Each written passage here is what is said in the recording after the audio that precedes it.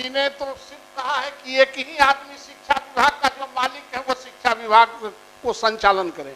कई मालिक बन जाते हैं, कई महावत बन जाते हैं, इसके चलते कठिनाई हो रही है। और महोदय कुछ तो अव्यवहारिक बात माननीय मंत्री ने कहा, कुछ प्रॉब्लम होता है महीने महीने परीक्षा, 7 दिन 6 दिन परीक्षा होता है तो 6 दिन ऐसे गया क्लास, 7 दिन कॉपी दिखाता है तो 7 6 13, 5 गो छुट्टी होता है तो 13 आप 5 आप जोड़ लें महोदय 18। तो इस तरह से और कोई उस रिजल्ट का असेसमेंट नहीं है। महीने महीने एग्जाम हम ही लोगों के स्कूल में, सरकारी स्कूल में होता है और उसका असेसमेंट करेंगे तो 0। आखिर किस उद्देश्य से आप परीक्षा लेते हैं? तो आप असेसमेंट कीजिए ना कि उससे कुछ फायदा हुआ है या घाटा हुआ है।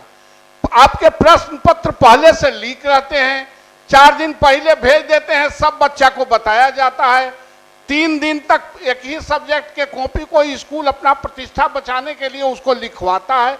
तो इन सारे मुद्दों पर भी विचार करना चाहिए कि जो औचित्य नहीं, आप 3 महीना पढ़ लीजिए, आप 6 महीना पढ़ लीजिए, लेकिन आप परीक्षा का असेसमेंट कीजिए। आप असेसमेंट नहीं कर रहे हैं, सिर्फ कॉपी और क्वेश्चन लार्ज स्केल पर करोड़ों करोड़ में छपवा के और आप व्यवसाय करा रहे हैं, उससे बच्चों पर बोझ बढ़ रहा है और अव्यवहारिक काम भी हो रहे हैं। इस पर मैं कहना चाहूँगा माननीय सभापति महोदय कि ये जो पूर्व से चली आ रही जो व्यवस्था थी कि हर महीने की, उस पर हम लोग दिसंबर माह में निश्चित रूप से उस पर विचार कर रहे हैं कि क्या वो व्यवहारिक है कि नहीं।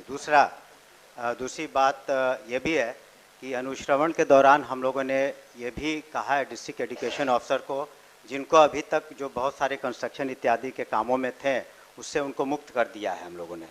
तो अब स्कूल्स की ग्रेडिंग भी हम लोग करना इसी वजह से चाहते हैं, इस ख्याल से नहीं कि कोई स्कूल अगर ग्रेडिंग में नीचे हो तो वहाँ पर किसी शिक्षक को हम लोग गलत व्यवहार करेंगे या उन पर कार्रवाई करेंगे। इसलिए हम लोग ग्रेडिंग करना चाहते हैं कि वैसे स्कूल जो अपना परफॉर्मेंस में थोड़े नीचे हैं उनको ऊपर कैसे लाया जाए। तो ये जो बात आपने परीक्षा की कही उसको व्यवहारिकता के दृष्टिकोण से हम लोगों ने देखा और दिसंबर में उस पर निश्चित रूप से एक निर्णय ले लेंगे। अब वापस लीजिए अपना संकल्प अब तो वापस ले लें। कोई बहुत देर तक नहीं सर इसको लाए हैं तो संक्षिप्त में होना चाहिए। निर्धारित है। मैं सर 33 दिनों का जो ईएल है वो भी पत्र निर्गत नहीं हुआ है। आपने ग्रीष्मावकाश की कटौती कर ली। दूसरी बात महोदय, बस सब बात आ गई, कंक्लूड सर वो नहीं आई थी, बस कंक्लूड कर रहा हूं।